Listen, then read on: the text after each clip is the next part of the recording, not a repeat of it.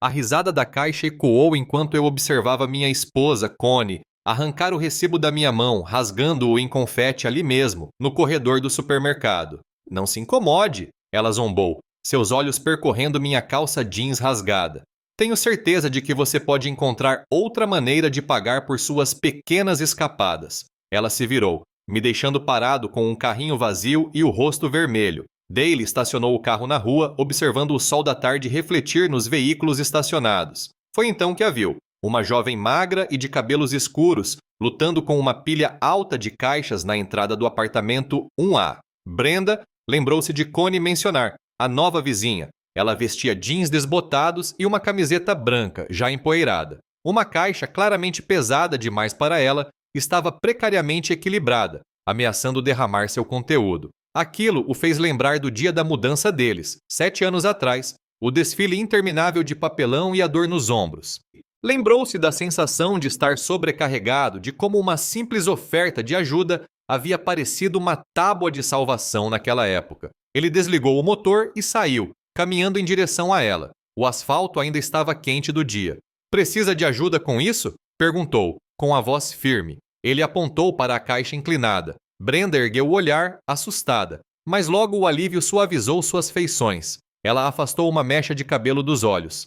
"Ai meu Deus, sim, essa é terrível." Ela esboçou um sorriso cansado. "Juro que encheram de tijolos aqui dentro." Dale deu um passo à frente, dobrando os joelhos. A caixa parecia mais pesada do que aparentava, com a inscrição "Livros." Ele grunhiu levemente ao levantá-la. "Mostre o caminho", disse ele, virando-se para segui-la em direção à porta aberta do apartamento. O ar lá dentro tinha um leve cheiro de tinta fresca e carpete novo. Ela apontou para um canto perto da janela da sala de estar. Ele colocou a caixa no chão com cuidado, tentando não mexer na pilha de livros que já estava ali.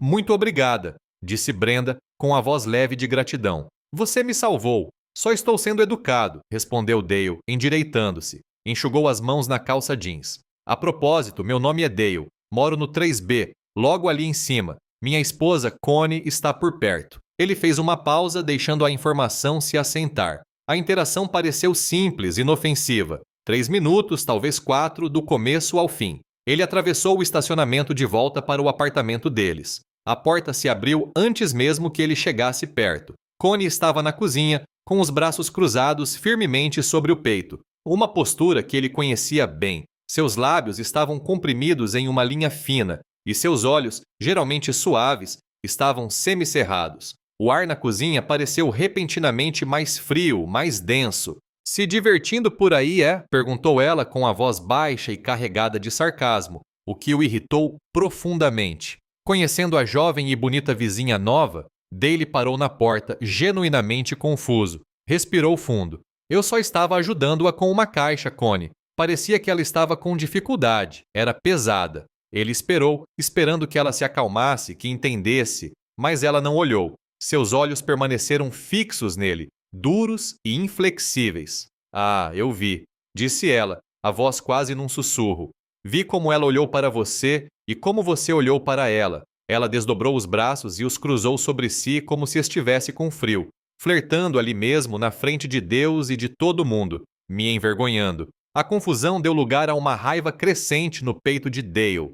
"Flertando? Connie, eu só levantei uma caixa. Só isso." Mal troquei 2 frases com ela. Ele tentou manter a voz calma, mas as palavras pareciam presas em sua garganta. Não havia nada para ver. "Não minta para mim", ela disparou, elevando a voz. "Eu sei o que vi. Quero um pedido de desculpas. Agora." A exigência pairava no ar, pesada e inflexível. Um pedido de desculpas por ajudar alguém. Um pedido de desculpas por uma transgressão imaginária que existia apenas na mente dela. A raiva dele se intensificou. "Não vou me desculpar por ajudar uma vizinha", disse Dale com a voz agora firme. "Não há nada pelo que me desculpar." Os olhos de Connie brilharam. Ela deu um passo à frente, a voz baixando para uma calma perigosa. "Até que você admita o que fez e se desculpe, não será bem-vindo em nosso quarto." Ela se virou bruscamente, afastando-se dele em direção ao quarto. A porta bateu com um som definitivo que ecoou pelo apartamento silencioso. Dale ficou parado ali, no meio da cozinha, o cheiro do jantar não preparado de Connie ainda pairando no ar. Ele encarava a porta fechada, a madeira pintada de branco parecendo zombar dele.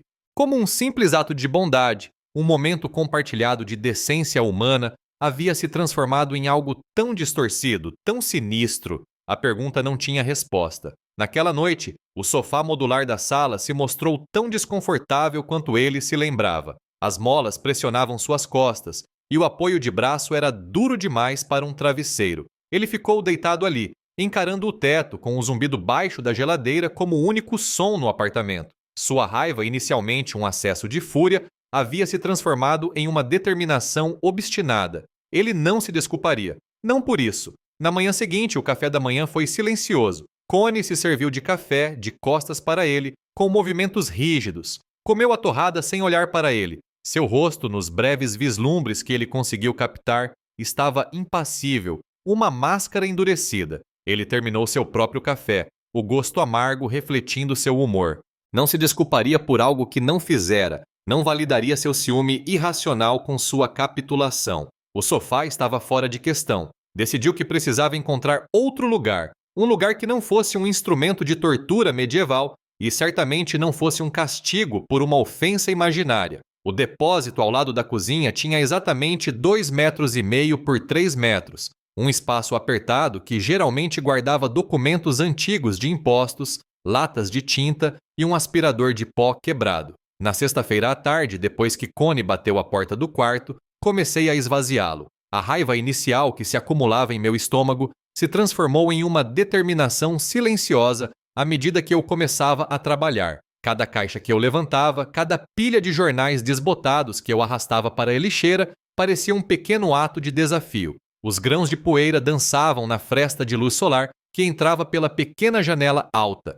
Varri o chão de concreto, afastando anos de sujeira acumulada, e depois esfreguei com uma mistura de água sanitária e água até que o cinza opaco clareasse um pouco. As paredes, encardeadas pelo desuso, receberam uma nova demão de tinta branca acetinada. O cheiro forte e limpo impregnou o apartamento. Fui até a IKEA, navegando pelos corredores labirínticos com determinação, e escolhi uma cama de solteiro estreita, um colchão firme, uma escrivaninha pequena e um abajur simples. Outra parada na Best Buy me rendeu um frigobar compacto e um micro-ondas básico. Essas não eram compras que eu havia planejado, mas a situação agora exigia soluções práticas. No domingo à noite, a transformação estava completa. O quarto, antes um canto esquecido, agora tinha um propósito. A cama de solteiro, arrumada com lençóis limpos, dominava uma parede. A pequena escrivaninha e a cadeira ficavam em frente um espaço de trabalho funcional em miniatura. Eu até encontrei um tapete barato para cobrir o concreto frio. Não era grande coisa, mas era meu. Um santuário, pensei, enquanto martelava o último suporte para o varão da cortina acima da pequena janela. O som da porta da frente se abrindo sinalizou o retorno de Connie da casa da irmã. Ouvia colocar a bolsa no corredor e em seguida seus passos pararam na entrada da cozinha. Ela ficou parada ali, observando-me fixar a barra. O martelo parecia pesado na minha mão. O que exatamente você está fazendo, Dale? Sua voz, geralmente suave, tinha um tom áspero, uma mistura de confusão e irritação. Ela olhou ao redor do pequeno quarto, seus olhos demorando-se na cama nova. Virei-me e coloquei o martelo sobre a mesa. Resolvendo um problema, Connie, disse com a voz calma e objetiva.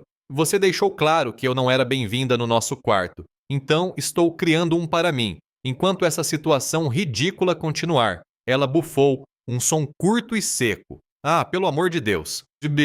Peça desculpas. Essa palhaçada toda pode acabar. Ela gesticulou ao redor do pequeno cômodo com uma expressão de descrença no rosto. Você vai mesmo morar nesse armário? Encarei-a de frente com as mãos nos bolsos. Eu já te disse, Connie, não tenho nada pelo que me desculpar. Não vou mentir sobre ter ajudado a Brenda, nem nada disso. As palavras soaram firmes, inabaláveis. Seu rosto corou, um rubor subindo pelo pescoço. Então é isso? Essa é a sua solução? Perguntou ela, elevando a voz. Não, corrigi, mantendo o olhar firme. Esta é a sua solução. Você me removeu daqui. Ela me encarou por um longo momento, o maxilar tenso. Então ergueu as mãos num gesto de exasperação. Tudo bem, disse ela, com a voz rouca de raiva. Faça o que quiser, mas não espere que eu facilite as coisas para você. Virou-se e voltou para a sala de estar, desaparecendo da minha vista. O apartamento ficou estranhamente silencioso depois daquelas palavras. Na manhã seguinte, acordei no novo quarto com o som dos pássaros do lado de fora da janela. O colchão era firme, os lençóis frescos. Senti-me surpreendentemente descansada, uma sensação de calma me invadindo, algo que não sentia no sofá desconfortável. O quarto era pequeno, mas era meu, um espaço onde eu podia simplesmente ser eu mesma. Entrei na cozinha e encontrei Connie já no balcão, mexendo o café. Ela não olhou diretamente para mim. Só para você saber, disse ela com a voz monótona. Não vou mais cozinhar para você. E também não vou mais lavar suas roupas. Peguei a cafeteira e me servi uma xícara. O aroma do café fresco invadiu o ar. Tudo bem, eu disse, uma palavra simples e direta. Adicionei um pouco de leite. Minha aceitação calma pareceu irritá-la mais do que qualquer discussão teria irritado. Ela fez uma pausa, mexendo o café com mais vigor. Vamos ver quanto tempo isso dura, murmurou ela, sem olhar para mim, antes de pegar as chaves e a bolsa. A porta se fechou atrás dela um instante depois. Depois que ela saiu, peguei meu telefone e pedi a entrega do frigobar e do micro-ondas. O fogão elétrico teria que esperar o próximo pagamento. Então, juntei minhas roupas, um pequeno monte nos braços e fui até a lavanderia no fim do corredor. Peguei até algumas roupas da Connie do cesto. Não fazia sentido deixar as meias sujas dela lá. Eu não ia me rebaixar ao nível dela. A mini geladeira chegou na terça-feira, pequena e zumbindo baixinho no canto do meu novo quarto. Abastecia com frios, leite e algumas saladas prontas. O micro-ondas e o fogão elétrico chegaram no dia seguinte. Comprei uma pequena sacola de mantimentos. Ovos, pão, alguns peitos de frango e alguns legumes. Naquela noite, grelhei o frango e os legumes no fogão elétrico. O cheiro familiar de comida cozinhando invadiu o apartamento, um aroma aconchegante emanando do meu pequeno santuário. Connie apareceu na porta do meu quarto, atraída pelo aroma. Ela ficou parada ali, de braços cruzados, com uma expressão que misturava surpresa e algo mais, algo quase como um respeito relutante. "O que você está fazendo?" perguntou, com a voz mais suave do que estivera nos últimos dias.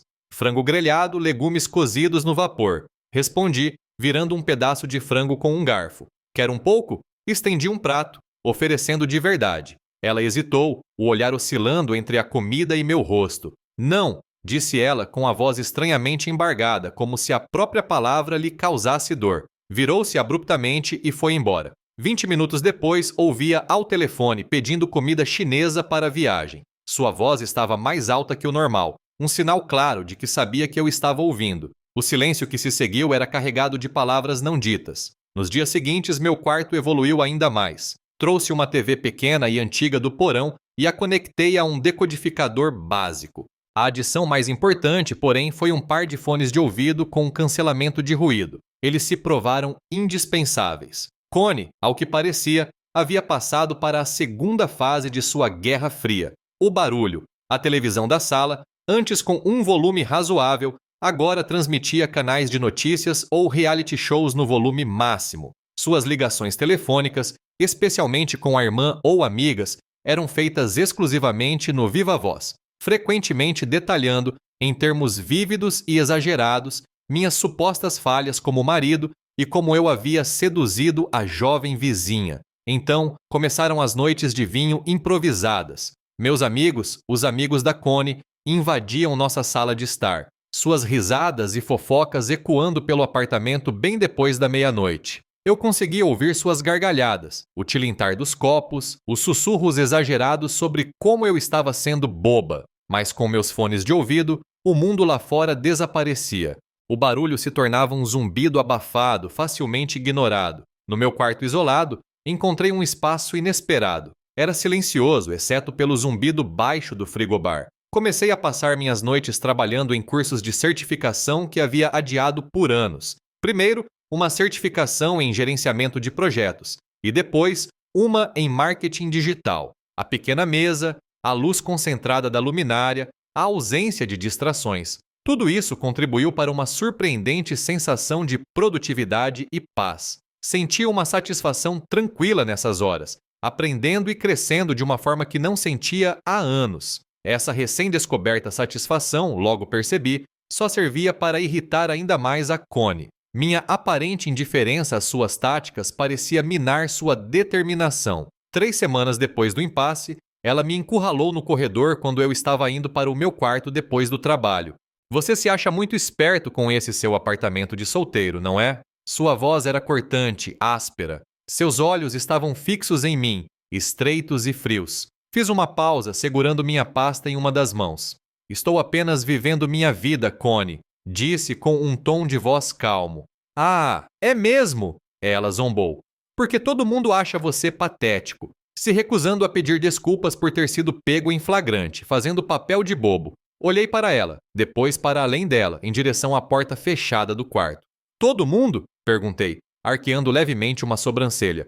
Será que todo mundo sabe a história completa? Ou só a versão em que estou seduzindo a vizinha e me recusando a admitir minha culpa? O rosto de Connie, já tenso, ficou ainda mais contraído. Ela não respondeu. Seu olhar vagou, evitando o meu. Um silêncio revelador se estendeu entre nós, confirmando o que eu já suspeitava. Ela havia distorcido a história para suas amigas e irmã, me pintando como o vilão, o mulherengo impenitente. Assenti lentamente, uma compreensão silenciosa me invadindo. Era o que eu pensava, disse, minha voz quase um sussurro. Virei-me sentindo o peso de suas acusações, mas estranhamente aliviada por elas. Minha inocência em minha própria mente permanecia absoluta. As semanas se transformaram em meses, cada um se confundindo com o seguinte em um ritmo tranquilo e previsível. Connie e eu vivíamos vidas quase completamente separadas sob o mesmo teto. Ela se mantinha na parte principal do apartamento,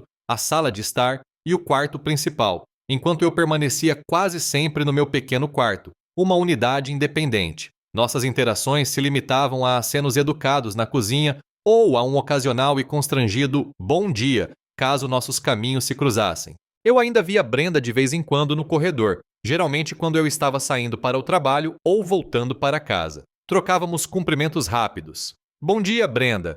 Oi, Dale, e um sorriso discreto. A presença dela era uma parte simples e normal da vida em apartamento. Mesmo assim, eu sabia que até essas interações breves e puramente de vizinhança provocariam um novo olhar de reprovação da Connie se ela nos visse. A sombra do ciúme dela ainda se estendia, longa e tênue, sobre o nosso espaço compartilhado. Connie, por sua vez, havia intensificado sua guerra social. Eu sentia o frio disso, a sutil exclusão dos encontros com amigos que antes eram rotina. Os sussurros que eu ocasionalmente ouvia, ou os silêncios abruptos quando eu entrava em uma sala, diziam tudo. Era evidente que ela estava espalhando sua versão da verdade em nossa pequena comunidade, me pintando como a pessoa sem coração. Mas a solidão do meu quarto, o zumbido suave da mini geladeira e meus cursos de certificação ofereciam um tipo diferente de consolo. Encontrei uma paz estranha e inesperada simplesmente em estar sozinha, sem a constante tensão subjacente. Certa noite, o ralo entupido da pia da cozinha nos obrigou a interagir. A água estava subindo, ameaçando transbordar. Ficamos lado a lado, nossos ombros quase se tocando enquanto eu mexia com a chave inglesa. A tensão no ar era palpável, uma civilidade mal disfarçada que parecia mais frágil do que os canos antigos. Trocamos observações técnicas sobre o encanamento, evitando contato visual, cada palavra cuidadosamente escolhida. Mais tarde naquela semana, ouvi Connie ao telefone. Sua voz era baixa, quase conspiratória. Eu simplesmente não sei mais o que fazer, Janine, disse ela, baixando ainda mais a voz. Talvez seja hora de falar sobre uma separação judicial. Eu simplesmente não consigo continuar vivendo assim. As palavras pairaram no ar, uma verdade fria e dura. Não foi uma surpresa, eu já pressentia. O casamento, percebi, estava irremediavelmente rompido, independentemente da minha inocência inicial ou das acusações dela. No dia seguinte, liguei para um advogado. O escritório estava silencioso, a voz do advogado calma e profissional. Ele me aconselhou sobre como proteger meu patrimônio, explicando as complexidades das contas conjuntas, imóveis e fundos de aposentadoria. As complexidades financeiras do divórcio, explicou ele, eram muito mais intrincadas do que as emocionais. Foi uma conversa que me fez refletir, repleta de detalhes práticos e nada românticos. Comecei a procurar apartamentos online, unidades pequenas e funcionais, na maioria dos casos com um quarto, bem diferentes do espaço que Connie e eu compartilhávamos. Cada anúncio que eu abria, cada planta que eu considerava, Era um passo em direção a uma situação de vida completamente separada, um futuro que era ao mesmo tempo assustador e um pouco libertador. Imprimi alguns dos anúncios mais promissores, fiz anotações nas margens e os guardei na minha pasta. Certa manhã, após minha rotina habitual, joguei distraidamente as cópias impressas na lixeira antes de ir para o trabalho. Quando voltei à noite, Connie estava me esperando, parada na porta do meu quarto. Ela segurava uma das cópias amassadas na mão, alisada com os números dos apartamentos circulados em destaque no fundo branco da página. Sua expressão inicial de triunfo, por ter me pegado, foi se dissipando aos poucos, substituída por um lampejo de algo que eu não via há meses: medo genuíno. Dele, ela começou com a voz mais suave do que eu esperava, quase suplicante. Talvez devêssemos tentar terapia. Só conversar com alguém. Podemos consertar isso, não podemos? Seus olhos examinaram os meus, numa tentativa desesperada e tardia de salvar algo dos destroços. Olhei para o papel amassado em sua mão, depois para seu rosto. Meses de guerra emocional, de animosidade silenciosa, me desgastaram. A sugestão pareceu insuficiente, tardia demais. Connie, eu disse com a voz suave, acho que o estrago já foi grande demais. Já superamos isso. As palavras soaram pesadas, definitivas. Ela recuou um passo, os ombros curvados. O medo em seus olhos foi substituído por uma resignação vazia. Ela finalmente entendeu. Suas táticas, sua insistência implacável, haviam conseguido uma coisa. Me levaram ao limite, criando um abismo agora intransponível. Senti uma mistura complexa de alívio e profunda tristeza. O fim silencioso de um casamento de 13 anos. Não foi dramático, apenas um lento e doloroso declínio. Entrei no meu quarto, peguei uma pequena mochila e comecei a arrumar algumas coisas essenciais. Ficaria algumas noites na casa do meu amigo Mark para ter um pouco de espaço antes de garantir meu próprio apartamento. O zumbido suave do frigobar parecia ser a única testemunha dessa partida silenciosa e final. O pequeno apartamento mobiliado do outro lado da cidade parecia ao mesmo tempo temporário e estranhamente libertador. Não havia fantasmas de antigas discussões nessas paredes bege, nem rangidos familiares no assoalho que ecoassem ressentimentos passados. Comprei alguns utensílios de cozinha essenciais, desempacotei algumas roupas e encontrei um ritmo confortável na minha nova vida independente. O silêncio era profundo, às vezes um pouco profundo demais, mas era meu. As mensagens da Brenda chegavam esporadicamente, aparentemente inocentes. Uma pergunta sobre uma torneira pingando no prédio antigo, uma recomendação de uma cafeteria nova, um aviso sobre uma entrega. Eu geralmente respondia com uma mensagem breve e útil.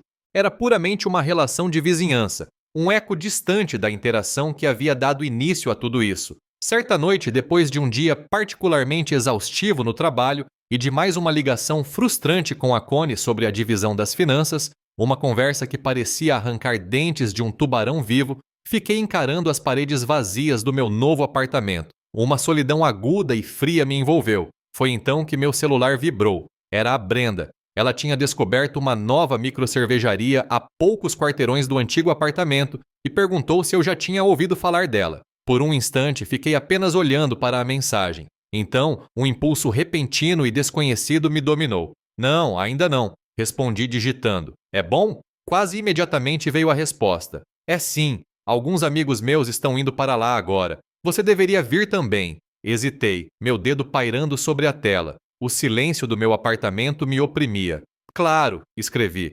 Por que não? A cervejaria estava movimentada, um burburinho animado de conversas e tilintar de copos. Brenda estava lá, rindo com outras duas mulheres e um homem que eu vagamente reconheci do prédio onde morava. Ela me chamou com um gesto, com um sorriso caloroso e genuíno. Desde o momento em que me sentei, foi fácil conversar com Brenda. Suas perguntas eram leves, suas observações perspicazes, sua energia juvenil, um contraste gritante com a amargura que permeava minha vida havia meses. Conversamos sobre trabalho, sobre a cidade, sobre nada em particular, e me vi rindo, um som que me pareceu estranho e bom, uma sensação de camaradagem, algo que eu nem sabia que sentia falta, começou a se formar naquela atmosfera descontraída. No meio de uma cerveja, Brenda se inclinou para a frente, sua voz mais suave. Eu me senti muito mal, sabe? Disse ela com os olhos sinceros. Sobre aquele primeiro dia, com sua esposa. Eu ouvi algumas coisas. Só alguns fragmentos.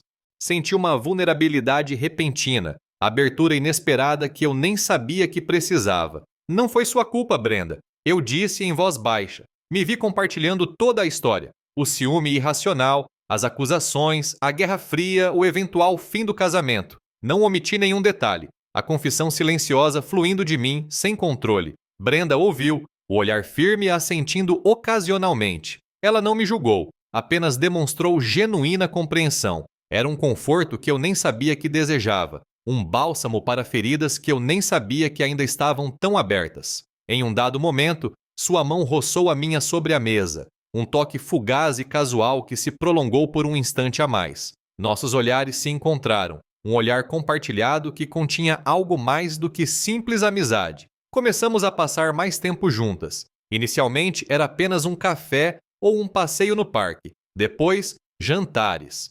A linha entre amizade e algo mais se tornava cada vez mais tênue a cada dia que passava, alimentada pela minha solidão persistente e pelo afeto aberto e genuíno de Brenda. Uma culpa familiar começou a me consumir, uma dor fantasma, mesmo estando oficialmente separada de Connie. Eu sabia, no fundo, que era exatamente aquilo de que Connie me acusara, exatamente aquilo que eu havia negado com tanta veemência.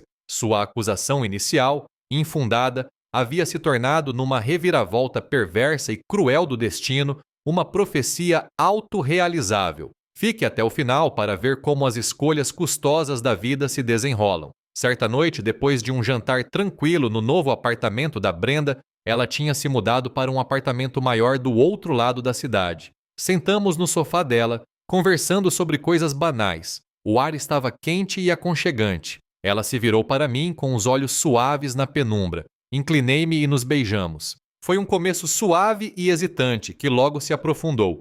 Naquele instante, soube que tinha cruzado a linha da infidelidade. O ato foi agridoce, oferecendo um consolo momentâneo que logo se misturou a uma forte dose de arrependimento e ao peso inegável das consequências futuras. Brenda e eu continuamos nosso caso, tentando mantê-lo discreto. Nos encontrávamos principalmente em seu novo apartamento, ou às vezes no meu. Íamos a restaurantes um pouco mais afastados, longe dos lugares habituais do nosso antigo bairro. Mas a discrição, eu estava aprendendo, era algo frágil em uma cidade pequena. Sussurros como sementes de dente de leão se espalhavam com o vento, trazidos do antigo prédio. Connie, que ainda morava no nosso antigo apartamento, aparentemente começou a notar algumas coisas. O carro da Brenda, frequentemente ausente do seu lugar de costume no estacionamento, e às vezes o meu próprio carro estacionado perto, um detalhe que eu tolamente havia ignorado. Depois vieram as indiretas, as sutis insinuações de conhecidos em comum,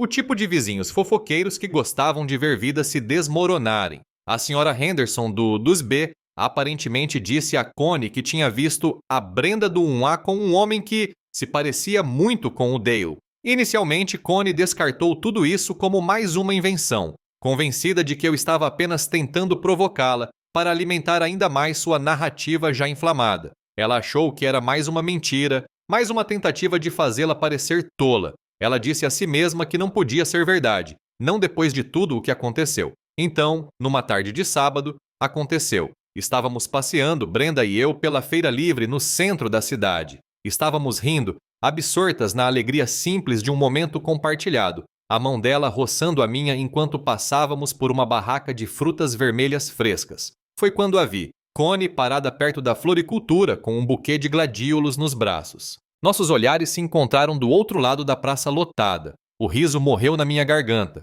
Brenda, percebendo a mudança repentina, seguiu meu olhar. O rosto de Connie, geralmente imbuído de uma raiva controlada, se contraiu por uma fração de segundo. Depois, endureceu, tornando-se algo mais frio, algo mais perigoso. A realidade a atingiu como um soco cortante e inegável. Minha raiva inicial, descobri mais tarde, foi substituída por uma determinação fria e calculista. Seus piores medos, antes infundados e paranoicos, agora estavam confirmados por evidências reais e inegáveis. No dia seguinte, meu telefone tocou. Era Connie. Sua voz, quando falou, era assustadoramente calma, desprovida de qualquer emoção genuína.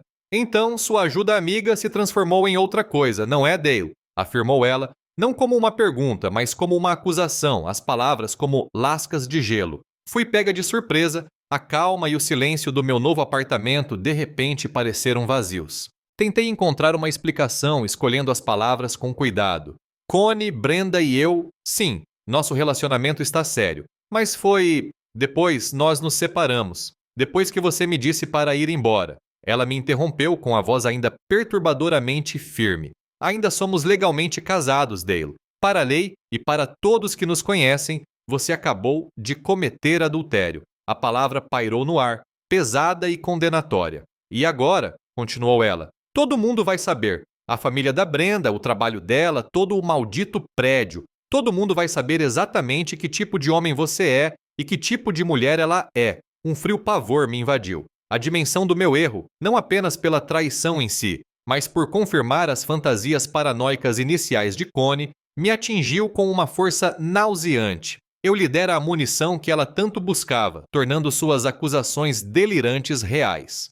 Vou transformar sua vida num inferno, Dale, prometeu ela, com a voz agora um pouco mais alta, um leve tremor de fúria sob a calma controlada. Você não vai se safar dessa. Eu prometo, este processo de divórcio vai ser cruel. Uma onda de culpa, aguda e crua, me dominou. Desta vez, eu realmente merecia a ira de Connie, uma ira implacável e impiedosa. Liguei para Brenda. Ela ouviu, sua voz calma e compreensiva, mas a tensão era evidente. O peso do nosso segredo ter sido revelado, das consequências que agora eram inegavelmente reais, era um fardo pesado que ela agora compartilhava. A vida tranquila e independente que eu havia construído para mim, o pequeno santuário que eu havia criado, de repente pareceu desmoronar. O preço da minha transgressão começava a se manifestar, não como um zumbido sutil, mas como um rugido crescente e inescapável. Connie entrou com o pedido de divórcio na semana seguinte ao nosso confronto.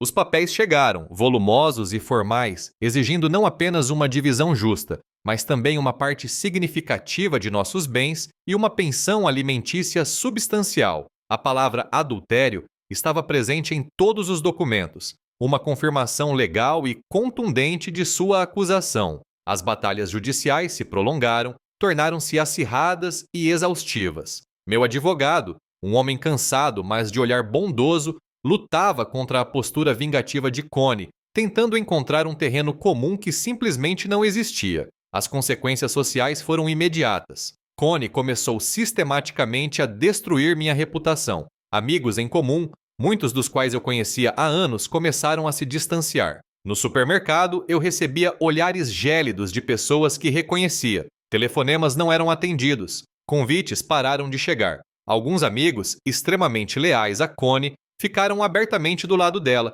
Outros simplesmente me evitavam, não querendo ficar no fogo cruzado. A antiga comunidade, onde eu antes me sentia acolhida, agora parecia um lugar frio e hostil. Brenda também começou a enfrentar as consequências. Rumores começaram a circular no seu local de trabalho, comentários sutis que insinuavam seu mau julgamento. Encontros sociais se tornaram desconfortáveis, repletos de silêncios constrangedores e olhares incisivos. Sua família, ao ouvir a versão de Connie sobre a história, começou a fazer perguntas difíceis, com uma desaprovação palpável. A alegria inicial do nosso relacionamento, antes um consolo tranquilo, agora estava ofuscada pela negatividade implacável e pelo estresse que permeavam todos os aspectos de nossas vidas. Financeiramente, eu estava em apuros. Os honorários advocatícios se acumulavam, consumindo minhas economias a um ritmo alarmante. As exigências de Connie, respaldadas pela minha infidelidade, significavam que eu estava constantemente perdendo dinheiro.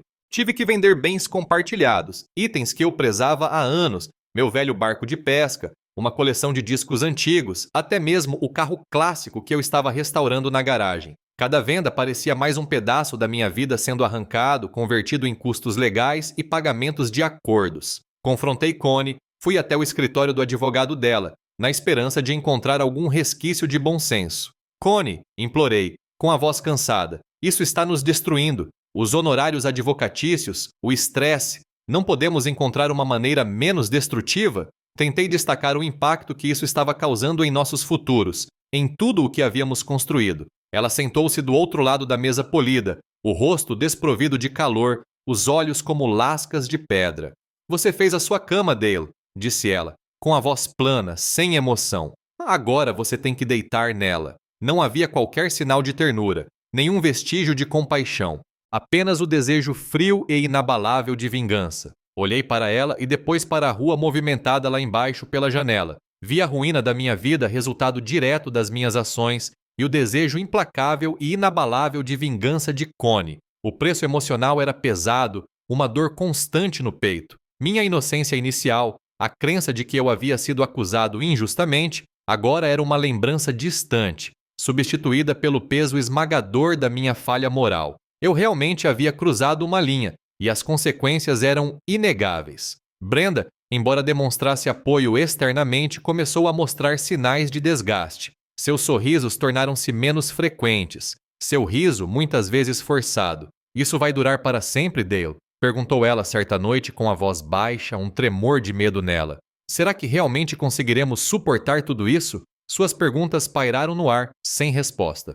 Percebi, com uma clareza dolorosa, que embora o ciúme infundado de Connie tivesse acendido a faísca inicial, minhas próprias escolhas amplificaram a destruição, transformando um pequeno incêndio em um inferno. Fui forçado a aceitar as duras consequências, entendendo agora que pagar o preço não era apenas uma frase, era uma realidade tangível e dolorosa que permeava cada fibra do meu ser. O divórcio foi finalizado numa manhã de terça-feira, uma data gravada na minha memória. A batida do martelo foi silenciosa, anticlimática. Saí do tribunal consideravelmente mais pobre, minhas economias esgotadas, nossos bens em comum divididos a favor de Connie. Emocionalmente, eu me sentia oco, como um velho toco de árvore depois de ser atingido por um raio. A vitória legal foi dela, mas imaginei que tivesse gosto de cinzas na boca dela. De longe, às vezes ouvia falar de Connie. Através de conhecidos em comum ou de breves vislumbres na cidade,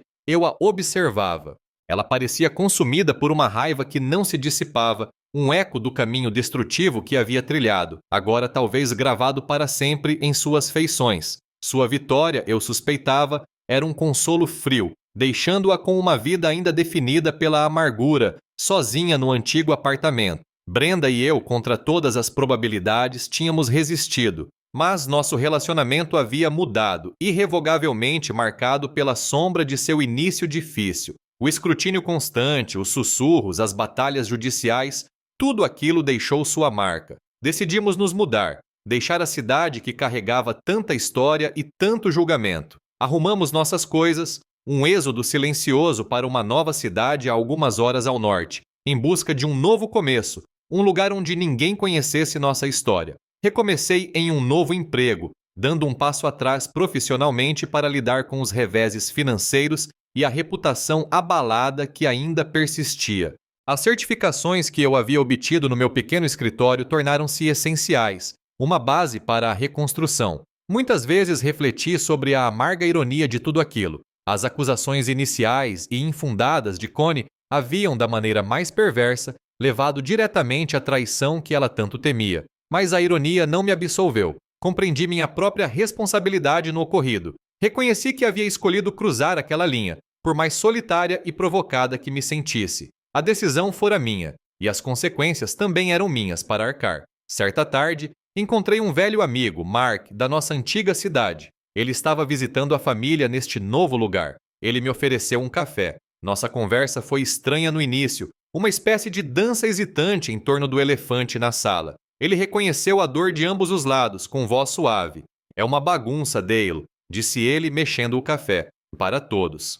Percebi então que, embora eu tivesse pago o preço em termos financeiros e sociais, as consequências morais persistiam, gravadas na minha consciência, uma cicatriz permanente. Brenda e eu enfrentamos nossos próprios desafios, com o fantasma das origens conturbadas de nossa união frequentemente nos assombrando. Construir confiança, confiar verdadeiramente em um relacionamento nascido de tanta destruição, foi um processo lento e árduo. Houve momentos de profundo arrependimento pela destruição generalizada para a qual contribuí, mesmo que provocado. Me peguei pensando em como as coisas poderiam ter sido diferentes, se eu tivesse reagido de forma diferente, se Connie tivesse feito o mesmo, se ao menos, de volta ao antigo apartamento, Connie frequentemente encarava o espaço vazio onde antes ficava meu pequeno quarto. A porta que um dia delimitara meu indesejado santuário, agora emoldurava um vazio.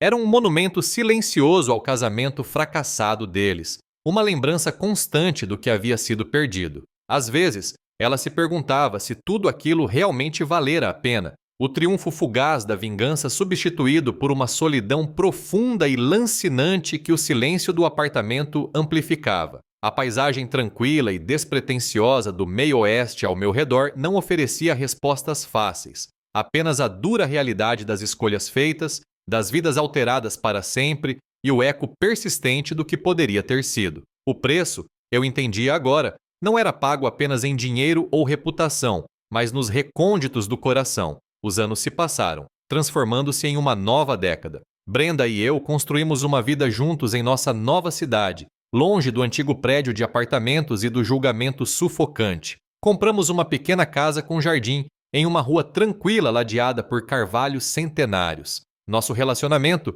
embora estável, carregava as cicatrizes de sua difícil origem. A confiança, para nós, não era algo garantido. Foi construída lenta e deliberadamente, tijolo por tijolo, com comunicação aberta e compromisso inabalável. Eu ainda carregava o peso das minhas ações, principalmente da quebra inicial dos meus votos. A provocação de Connie, seu ciúme irracional, continuava fazendo parte da história, mas não me absolvia completamente. Eu havia feito uma escolha, e essa escolha teve profundas repercussões. De vez em quando, eu ouvia notícias de Connie por meio de boatos, sussurros distantes espalhados por amigos de amigos. Ela nunca se casou novamente, ainda morava no nosso antigo apartamento, uma figura solitária aparentemente congelada no tempo, definida pela raiva que a consumira. Às vezes, Brenda me olhava do outro lado da mesa de jantar, com os olhos inquisitivos. Você algum dia consegue realmente superar a culpa, Dale? Ela perguntava baixinho. E eu sabia que ela se perguntava se algum dia conseguiria se livrar completamente da sombra do rótulo de outra mulher. Um rótulo injusto, mas presente mesmo assim. Percebi então que pagar o preço não era um evento isolado, um acordo judicial final. Era um processo contínuo, um convívio diário com as consequências, tanto visíveis quanto invisíveis. Dediquei-me a reparar meus erros, não com Connie, pois essa ponte estava irremediavelmente destruída, mas com Brenda, a provar que era digno de sua lealdade inabalável e da vida difícil que havíamos construído. Isso significava viver uma vida de integridade agora, de honestidade silenciosa e devoção constante. Enquanto isso, em sua própria existência tranquila, Connie permanecia presa ao passado, sua raiva um consolo frio, uma companhia familiar. Eu a imaginava ocasionalmente passando pelo antigo prédio de apartamentos de Brenda,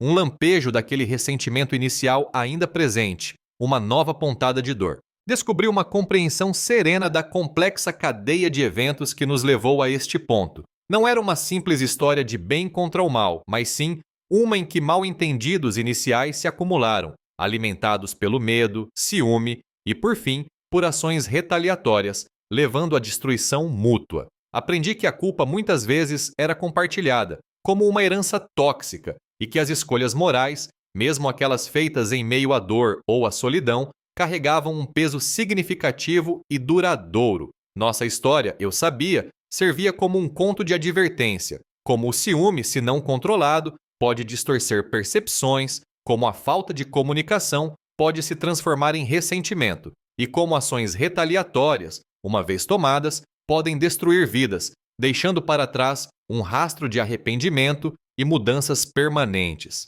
A paisagem tranquila do meio-oeste, muitas vezes vista como simples e direta, podia esconder profundas complexidades e tragédias silenciosas sob sua superfície calma. Uma dor silenciosa de arrependimento, atenuada pela paz arduamente conquistada de nosso novo começo, instalou-se profundamente em minha alma. Eu sabia que certos preços, uma vez pagos, deixam uma marca indelével, um sussurro constante do que foi perdido e do que foi ganho. O passado não foi enterrado, foi simplesmente absorvido, parte do chão em que agora nos encontrávamos. Era apenas uma caixa de papelão, uma oferta inocente de ajuda. Aquele simples ato, observado através de uma janela por uma mente já propensa à suspeita, tornou-se a primeira pedra. A partir daí, um casamento tranquilo e comum no meio-oeste americano desmoronou, tijolo por tijolo, deliberadamente. O ciúme de Connie, antes um sussurro irracional, transformou-se em uma profecia autorrealizável, levando-me a fazer exatamente as escolhas pelas quais ela falsamente me acusava.